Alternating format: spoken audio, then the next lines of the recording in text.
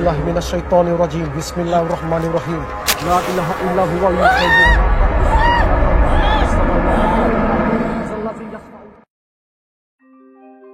আজ শুনবেন একজন বাবার গল্প, যিনি তার পরিবারকে জিন রাজ্যের ভয়াবহতা থেকে রক্ষা করার জন্য লড়াই করেন। মুভির নাম দ্য ডিজিন কার্স। 2023 সালে মুক্তি পাওয়া এটা থাই হরর মুভি। চলুন তাহলে এবার কাহিনীতে ফেরা যাক। কাহিনীর শুরুতে আমরা একটি মেয়েকে দেখি, যে জঙ্গলের মধ্যে দিয়ে উদ্ভ্রান্তের মতন ছুটে চলেছে। মেয়েটির নাম নি। হঠাৎ একটা গাছের ডালে তার পা আটকে যাওয়ায় সে ছিটকে পড়ে যায়। তখনই দেখা যায় তাকে অনুসরণ করে আরও দুজন লোককে ছুটে আসতে, যার মধ্যে একজন হলেন গ্রামের হুজুর আর দ্বিতীয়জন হলেন মেয়েটি মানে নিয়ের বাবা তোহমা। নি একটা ছুরি বার করে তাদের দিকে তুলে ধরতেই তারা দুজনে মিলে নিকে ধরে তার হাত পা বেঁধে ফেলে ও জিজ্ঞাসা করে, তোমার নানির জিন কোথায় আছে?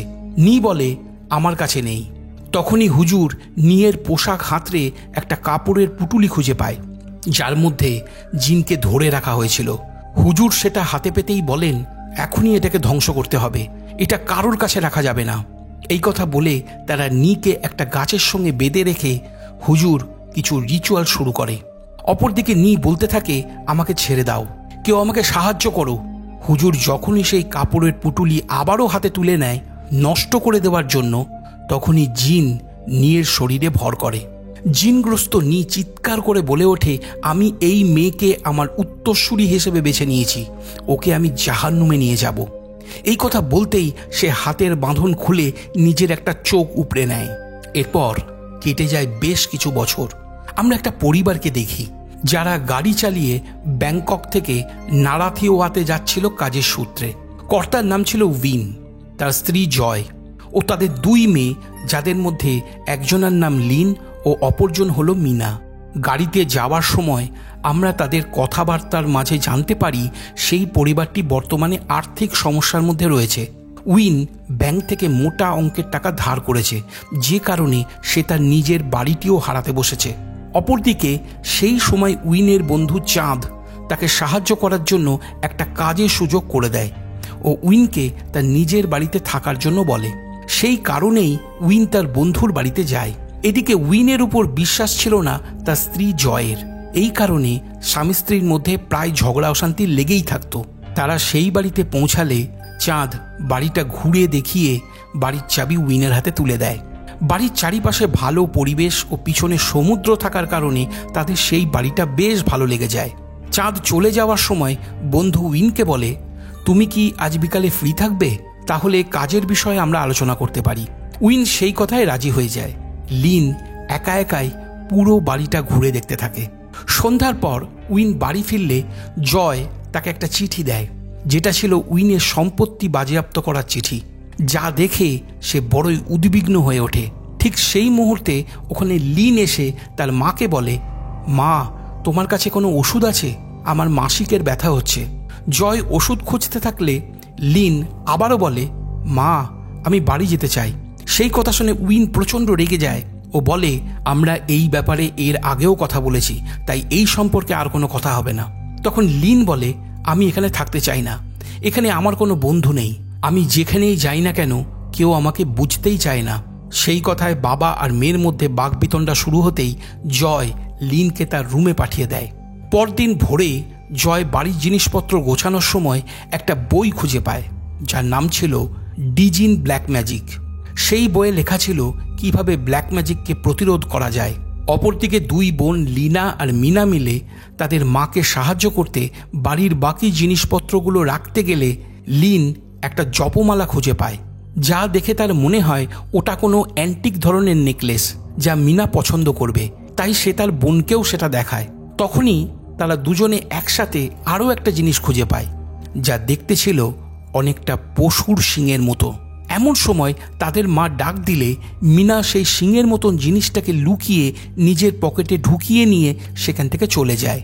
এদিকে তখন উইন তার বন্ধু চাঁদের সঙ্গে গ্রামটা ঘুরে দেখার জন্য বের হলে তারা একটা কবরস্থানে গিয়ে পৌঁছায়, যেখানে তখন কিছু মানুষ মিলে একটা লাশকে কবরস্থ করছিল। উইন ও চাঁদ সেখানে এলে দেখে গর্তের মধ্যে পড়ে থাকা লাশটা হঠাৎ ঈষৎ কেঁপে উঠেছে। সঙ্গে সঙ্গে কবরস্থানের একপাশ থেকে কিছু মানুষের চিৎকারের শব্দ ভেসে আসে। সেখানে গেলে দেখা যায় একজন মহিলা জিনগ্রস্ত হয়ে পড়েছে। তখনই সেখানে একজন হুজুর তার ছেলেকে সঙ্গে করে উপস্থিত হয়। ছেলেটির নাম ডিং। হুজুর বলে, কি হয়েছে?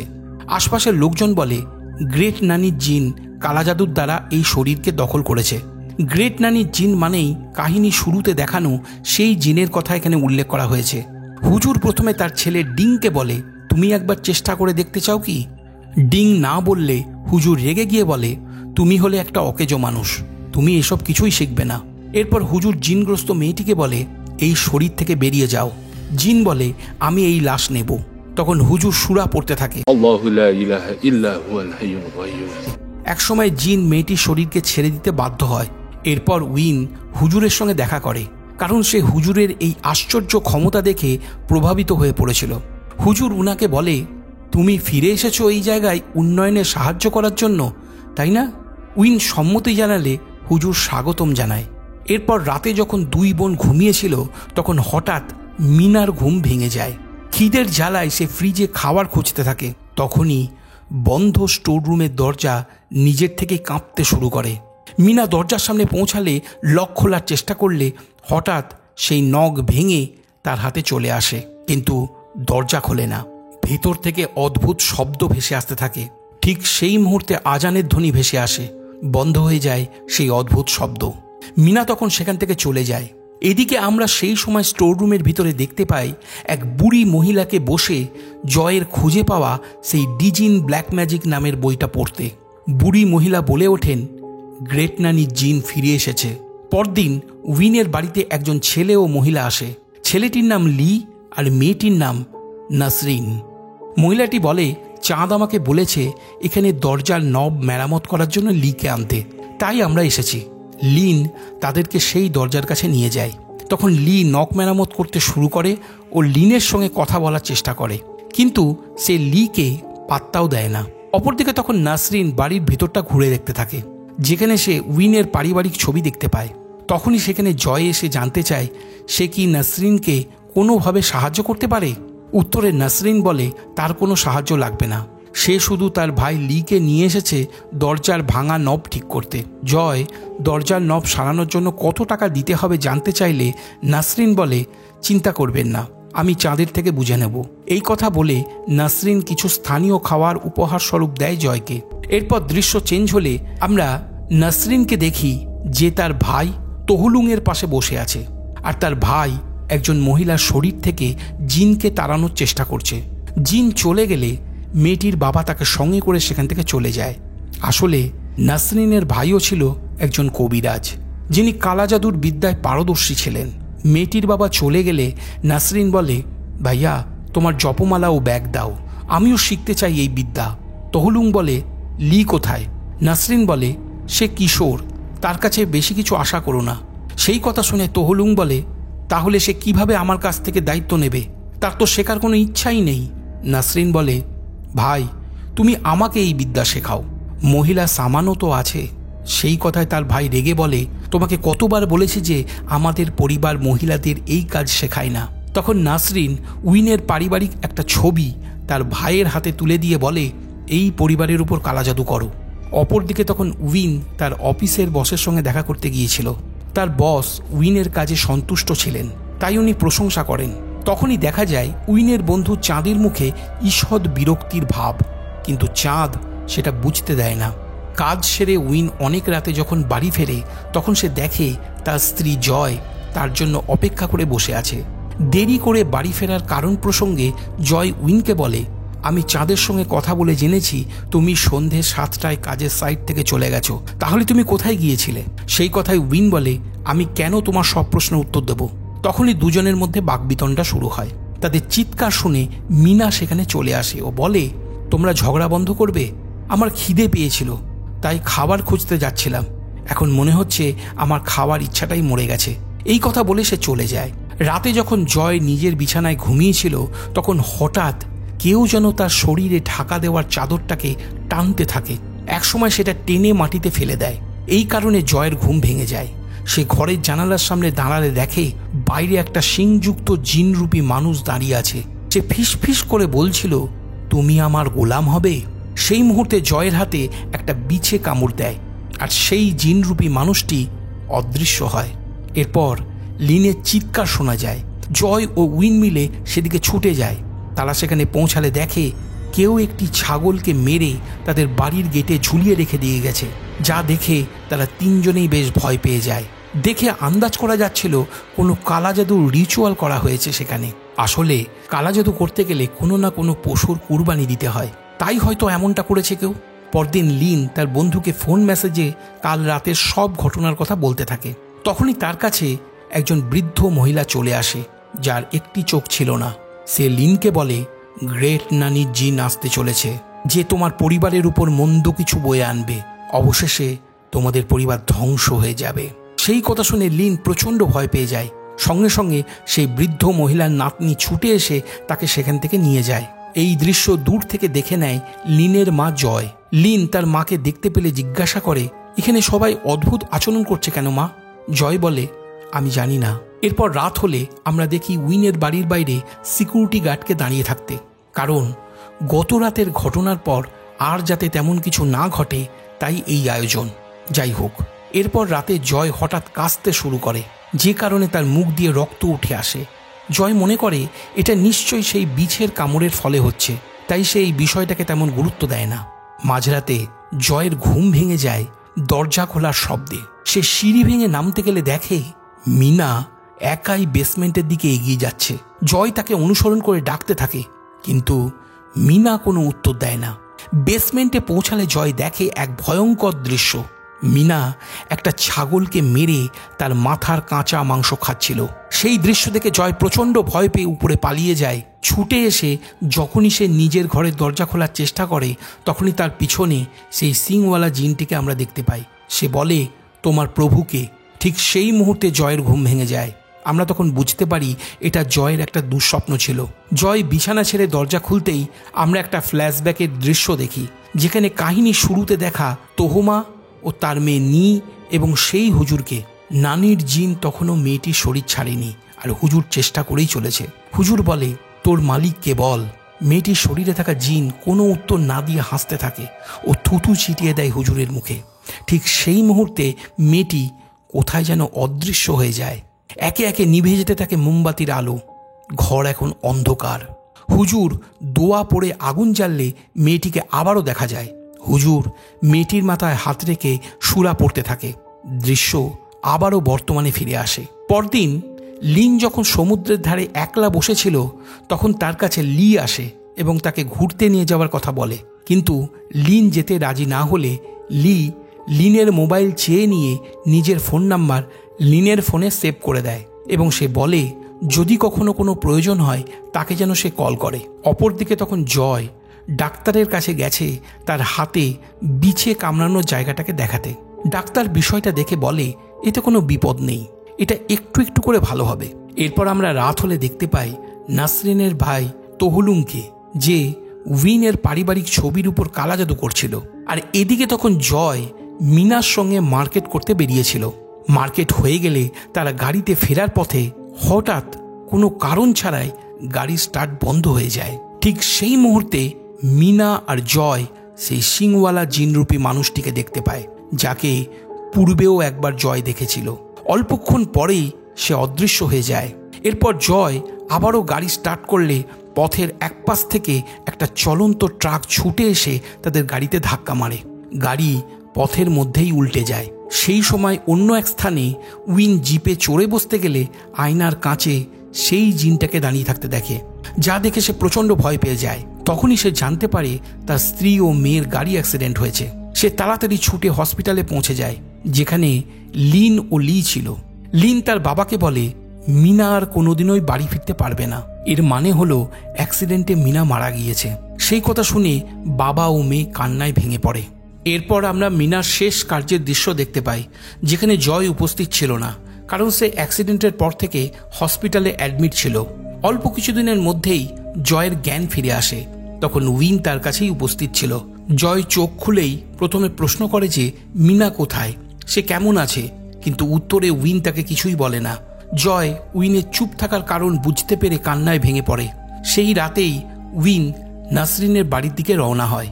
অপরদিকে তখন নাসরিন তার ভাইয়ের সঙ্গে মিলে উইনের পরিবারের ক্ষতি চেয়ে কালা জাদুর রিচুয়াল করছিল গোপনে। এরপর উইন সেখানে পৌঁছালে কাহিনীতে আসে একটা টুইস্ট।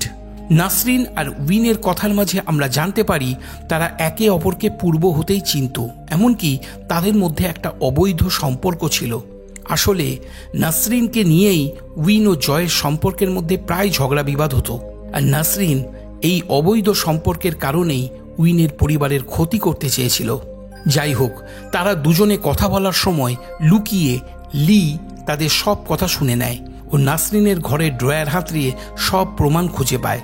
যখন অবৈধ সম্পর্কের কারণে নাসরিন সন্তান সম্ভব হয়, তখন উইন তাকে ছেড়ে চলে যায়, আর চলে যাওয়ার সময় সে বলেছিল গর্ভপাত করিয়ে নিতে। এই কথাটা নাসরিনকে গভীরভাবে আঘাত করে।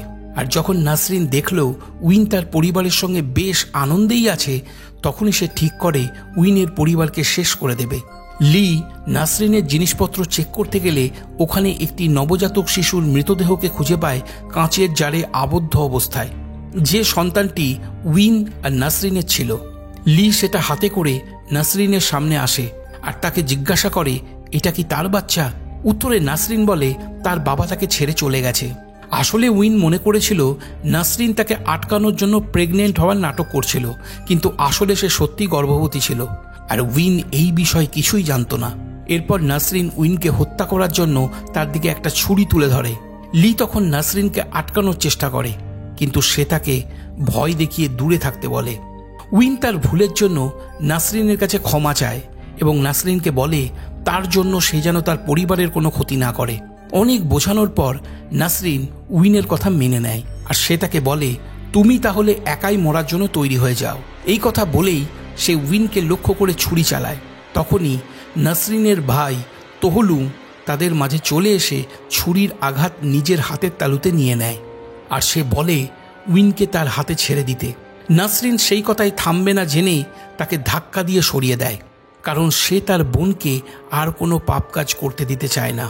এরপর তোহলুং উইনকে বলে তোমার পরিবারের জিনের অভিশাপ আছে, যদি তুমি সেই জিনকে কাবু করতে চাও তাহলে এই তাবিজটা সঙ্গে রাখো। এই কথা বলে সে একটা তাবিজ দেয়। তাবিজ দেওয়া হলে তোহলুং উইনকে সেখান থেকে চলে যেতে বলে। এরপর উইন তার পরিবারকে বাঁচানোর জন্য চলে যায়। এদিকে আমরা দেখতে পাই লিনের দুই চোখকে সাদা বর্ণের হয়ে যেতে।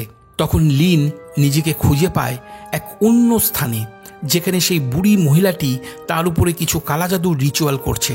হঠাৎ সেই বৃদ্ধ মহিলা লিনের মাথায় আঘাত করে তার মাথার রক্ত একটা মাটির পাত্রে সংগ্রহ করতে থাকে, যাতে সে ওই রক্ত কালাজাদুর রিচুয়ালে ব্যবহার করতে পারে। এরপর লিনের জ্ঞান এলে সে ওখান থেকে পালানোর চেষ্টা করতে থাকে, কিন্তু সেই বুড়ি মহিলাটি তার হাতে একটি লোহার ধারালো পেরেক গেঁথে দেয়। এরপর সে লিনের শরীরে খুব সহজেই জিন চালান করে দেয়। এরপরেই আমরা দেখতে পাই লিন জিনগ্রস্ত হয়ে গেছে। অপরদিকে তোহলুং নাসরিনকে খুঁজতে গেলে দেখে বাড়ির বাইরে একটা গাছের ডাল থেকে গলায় দড়ি দিয়ে সে আত্মহত্যা করেছে। এদিকে উইন তার বন্ধু চাঁদকে কল করে বলে জয়কে হসপিটাল থেকে আনতে। ও নিজে বাড়িতে ফিরে যায়। বাড়ি ফিরলে উইন দেখে লিন ছুটে চলে যাচ্ছে জঙ্গলের দিকে। তখনই উইন তার পিছু নেয়। অন্যদিকে লি হুজুর আর তার ছেলে ডিংকে সঙ্গে করে নিয়ে আসছিল। তখনই তারা পথের মাঝে লিনকে ছুটে যেতে দেখে জঙ্গলের দিকে, যার ফলে তারাও গাড়ি থেকে নেমে লিনের পিছু নেয়। একসময় তারা জঙ্গলের মাঝে লিনকে খুঁজে পেলে তাকে বশ করার চেষ্টা করে, কিন্তু তারা লিনের শরীর থেকে জিনকে বের করতে পারে না, কারণ তার শরীরে যে জিনটি ছিল সে আসলে খুবই শক্তিশালী। তখন হুজুর তাকে থামানোর জন্য অনেক চেষ্টা করতে থাকে, কিন্তু লিনের শরীরে থাকা জিন তাকে মেরে ফেলে। চোখের সামনে ডিং তার নিজের বাবার মৃত্যুকে দেখে শোকে ভেঙে পড়ে। লি তখন ডিংকে সামলাতে থাকে। অপরদিকে তখন উইন লিনের পিছু করতে করতে তার ঘরে পৌঁছে যায়, যেখানে সে জিনের আসল চেহারাকে দেখতে পায়। সঙ্গে সঙ্গে সেই জিনটি উইনের গলা চেপে ধরে, যে কারণে সে চেতনা হারায়। আর যখন তার চেতনা ফেরে তখন সে তার চোখের সামনে লিনকে দেখতে পায়, যে তখন একটা ছুরি নিয়ে নিজের গলা কাটতে যাচ্ছিল। আসলে লিনের পিছনে দাঁড়িয়ে সেই জিন এই কাজ লিনকে দিয়ে করাচ্ছিল। উইন নানাভাবে লিনকে বোঝাতে থাকে ও একসময় সেই ছুরিটাকে ধরে নিয়ে তাকে থামানোর চেষ্টা করে। সেই সময় জয়ও সেখানে চলে আসে ও উইনের সঙ্গ দেয়। আর পিছন থেকে ডিং এসে সুরা পড়তে শুরু করে, যার ফলে জিনটি কিছু সময়ের জন্য ক্ষমতাহীন হলেও সে সর্বশক্তি দিয়ে ছুরিটাকে লিনের চোখের দিকে টানতে থাকে। তখনই আজানের ধ্বনি শুরু হয়ে যায়, যার ফলে জিন লিনের শরীর ছাড়তে বাধ্য হয় আর সবকিছু ঠিক হয়ে যায়। কিছুদিন পর আমরা দেখতে পাই লি নাসরিনের ভাই তহলুংয়ের সঙ্গে দেখা করতে এসেছে। তখন তহলুং বলে, ওই মেয়েটা তাহলে বেঁচে গেল, তাই না? মানে উইনের মেয়ে লিনের কথা এখানে বলা হয়েছে। কাহিনীতে আবারও একটা বড় টুইস্ট আসতে চলেছে, শুনুন তাহলে। আসলে নাসরিনের ভাই তহলুং উইনের পরিবারের ক্ষতি করার জন্য কোনো কালাজাদু করে জিনকে পাঠায়নি। আসলে তহলুং নাসরিনের সামনে শুধু নাটক করছিল উইনের পরিবারে কালাজাদু করার। কিন্তু এখানে প্রশ্ন হলো, নাসরিনের ভাই তহলুং যদি কোনো কালাজাদু নাই করে থাকবে, তাহলে কে উইনের পরিবারে ক্ষতি করলো? আর এখানেই রহস্যের আর একটা মোড় ঘোরে। আমরা ফ্ল্যাশব্যাকের একটা দৃশ্যকে দেখি, যেখানে আবারও কাহিনী শুরুতে দেখা তোহমা, তার জিনগ্রস্ত মেয়ে নি এবং সেই হুজুরকে দেখি। হুজুর নানান রিচুয়াল করে অবশেষে নিয়ের শরীর থেকে নানির জিনকে বার করে একটা পশুর শিংয়ের মধ্যে আটকে দিয়েছিল। আর সেই শিংয়ের অংশকে তোহমার হাতে তুলে দিয়ে বলেছিল, এই জিনকে আমি মারতে পারবো না, কিন্তু একে দমিয়ে রাখতে পারবো, তাই এটাকে নিরাপদে রাখুন, যেখানে কেউ এটাকে খুঁজে না পায়। এরপর আমরা বর্তমান সময় ফিরে আসি ও জানতে পারি আসলে উইনের বন্ধু চাঁদ এই কালাজাদু করেছিল। যেখানে চাঁদ কাজ করত সেখানে উইনও কাজ পেয়েছিল, কিন্তু উইন চাঁদের থেকে ভালো কাজ করত, সেই কারণেই চাঁদ তার উপর হিংসা করতে শুরু করে। একসময় চাঁদ উইনকে তার নিজের বাড়িতে থাকার জন্য ছেড়ে দেয়, কারণ সে ওই বাড়ির বেসমেন্টে সিংয়ের মধ্যে বন্দি থাকা গ্রেট নানির জিনকে রেখেছিল। আসলে চাঁদের গ্রেট নানি ছিল অন্য কেউ না, সেই বুড়ি মহিলাটি যে লিনের উপরে রিচুয়াল করেছিল। এই বুড়ি মহিলাটি হলো সেই মেয়েটি যাকে আমরা মুভি শুরুতে দেখেছিলাম, অর্থাৎ মেয়েটি হলো নি। যেদিন লিন ও মিনা মিলে ঘরে জিনিসপত্র সাজিয়ে রাখছিল, সেই দিনই মিনা ওই সিংটাকে খুঁজে পায়। তারপর থেকেই উইনের পরিবারে একের পর এক ঘটনা ঘটতে থাকে। আসলে চাঁদই এই সব কিছু করছিল, নাসরিন নয়।